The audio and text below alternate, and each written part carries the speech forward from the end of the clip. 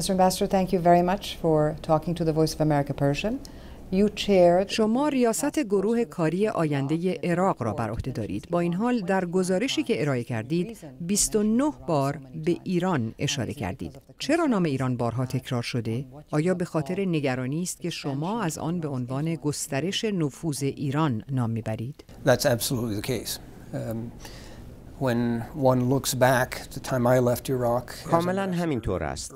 از زمانی که من سفیر آمریکا در عراق بودم تا زمانی که در سال 2009 آنجا را ترک کردم و تا به امروز نفوذ ایران و آن هم نفوذ بدخواهانه ایران افزایش پیدا کرده است.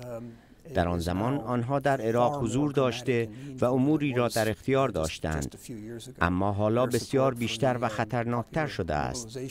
از هشت شعبی حمایت می کنند که برخی از افراد بسیار نفرت انگیز فرماندهی آن را بر عهده دارند. هدف این گروه تضمین عدم پیشرفت عراق به عنوان یک کشور مرفه و امن است. آمریکا همکنون مستقیما مخالف این گونه نقش آفرینی ایران در عراق است، زیرا که ادامه این سیاست ایران جان شهروندان عراقی را به خطر می‌اندازد. The lives of so many Iraqis at risk by their policies. در گزارش به اعزام پیکارجویان شیعه عراقی به سوریه اشاره کردید که توسط سپاه پاسداران سازماندهی می شود. عراق و امریکا چه اقداماتی می توانند برای جلوگیری از این صادرات مرگبار در پیش بگیرند؟ The word engage may not be mentioned 29 times in the report, but that's the basic message. اگرچه واژه درگیر کردن 29 بار در این گزارش نیامده است، اما پیام اصلی این گزارش درگیر کردن آن کشور است. آمریکا خود را از عراقی‌ها منفک کرده است. نگاه به مسئله مبارزه با داعش تنها از بعد نظامی است. داعش در واقع علائم یک مشکل است و نه خود مشکل. عراق همکنون چند پارچه شده است. خیلی از عراقی‌ها خود را محروم می‌بینند و این منجر به بیقانونی است که امروز شاهدش هستیم. ابتدا آمریکا باید تصمیم بگیرد که عراق برای واشنگتن اهمیت امنیتی و سیاسی دارد. اگر به این مسئله اذعان شود، آن وقت است که می توانیم با همکاری با دوستانمان در عراق درباره راه‌های پیشرفت صحبت کنیم و بر اساس اولویت‌ها تقسیم وظایف شود. همکنون صرفاً مشارکت نظامی و نه سیاسی داریم، اما مشکل عراق سیاسی است. We're engaged militarily, but we're not engaged politically, and this is a political problem. در گزارش توصیه شده است که عراق از وابستگی خود به واردات گاز طبیعی از ایران بکاهد. فکر می‌کنید این توصیه واقع بینانه‌ای باشد؟ اعضای گروه کاریمان که کارشناسان خبره‌ای هستند به من میگویند بله، این کار امکان پذیر است و برای عراق جایگزین‌هایی وجود دارد. چگونه می‌شود آن را اجرا کرد؟ I'm not the energy expert. I know there are several proposals including. من کارشناس انرژی و سوخت نیستم. می‌دانم که چندین پیشنهاد روی میز است. تعدادی توسط شرکت‌های آمریکایی ارائه شده است. مثلا عراق می‌تواند بدون واردات گاز پاسخگوی نیازهای انرژی خود باشد. از دید آمریکا وابستگی به یک کشور به ویژه اتکا به ماده حیاتی مانند سوخت برای عراق مناسب نیست. ادامه واردات ایران را به اهرم‌های فشار در عرصه‌های مختلف مجهز می‌کند. ما در گروه کاریمان معتقدیم که بله، گزینه‌هایی وجود دارد.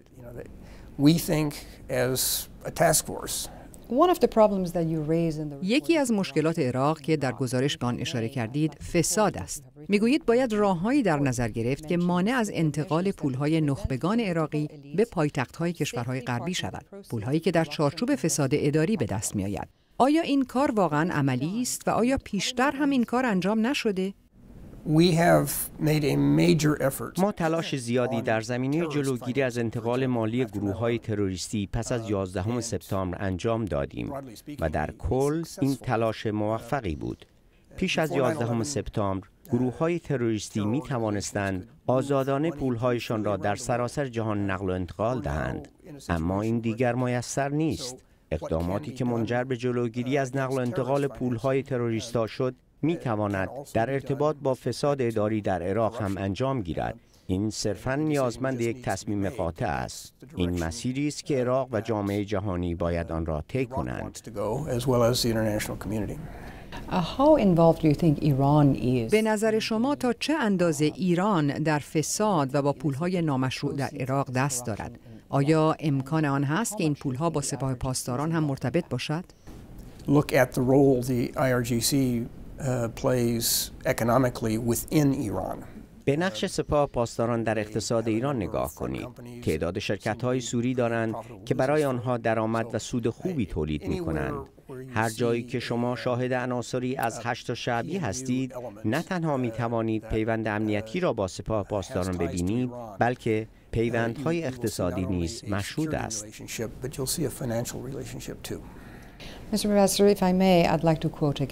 اجازه بدهید جمله ای را از گزارشتان نقل کنم. امریکا باید دیپلماسی عمومی گسترده و فعالی در عراق ایجاد کند تا با مردم آن کشور مستقیما ارتباط برقرار کند و نشان دهد که به دنبال ثبات و پیشرفت عراق است. همکنون تبلیغات ایران بسیار مؤثرتر از امریکاست. ممکن است در این زمینه توضیح بیشتری بدهید؟ Not only in Iraq, but in other countries. I reopened our embassy in Afghanistan. آمریکا نه تنها در عراق بلکه در کشورهای دیگر به این مسئله مبتلا است. آمریکا سفارتش در افغانستان را پس از سقوط طالبان بازگشایی کرد، اما ایرانی‌ها با تلاش فراوان یک حضور رسانه‌ای قوی ایجاد کردند تا تبلیغات خود را اشاعه دهند. من نگرانم که آمریکا به اندازه کافی به این مسئله اولویت نداده است. به همین دلیل در این گزارش بدان اشاره کردم. عراقی‌ها نیاز دارند ببینند که ما به پیشرفت آنها در همه زمینه‌ها اقتصادی، امنیتی و دیگر جوانب پایبندیم و جزء اهدافمان است. به نظرم باید به مسئله تبلیغات اهمیت بیشتری بدهیم.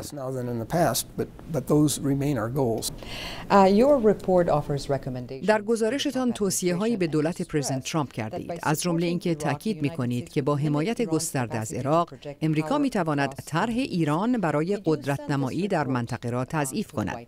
آیا این گزارش را به کاخ سفید ارسال کردید و پاسخی هم دریافت کرده اید؟ Yes, that was one of our key recommendations. Because what you're seeing through particularly through the PMUs that بله، این یکی از توصیه‌های کلیدی ما بود. عملاً ما شاهد یک بزرگراه از ایران به سوی غرب تا دریای مدیترانه هستیم که از عراق، سوریه و لبنان می‌گذرد. این مسئله نه تنها مشکل بزرگی برای این کشورها، بلکه مشکلی برای امنیت و صلح جهانی نیز هست. به تاریخ نگاه کنید. ایران در زمان شاه تلاش داشت بر منطقه تسلط داشته باشد. او جزایر اماراتی را گرفت و یک تیپ مکانیزه به عمان با هدف کمک به سلطان عمان در سرکوب شورشیان اعزام کرد. شما همکنون نیز شاهد چنین طرح و نقشه‌ای هستید. ایران خود را یک قدرت منطقه‌ای تلقی می‌کند و بنابراین تلاش دارد که بر منطقه مسلط شود. اما برای انجام این کار به جای اتکا بر نیروهای متعارف از گروه‌های تروریستی استفاده می‌کند، مانند آنچه که در عراق، لبنان و سوریه شاهدش هستیم. انقلاب‌ها تغییرات ژرفی را به دنبال دارند.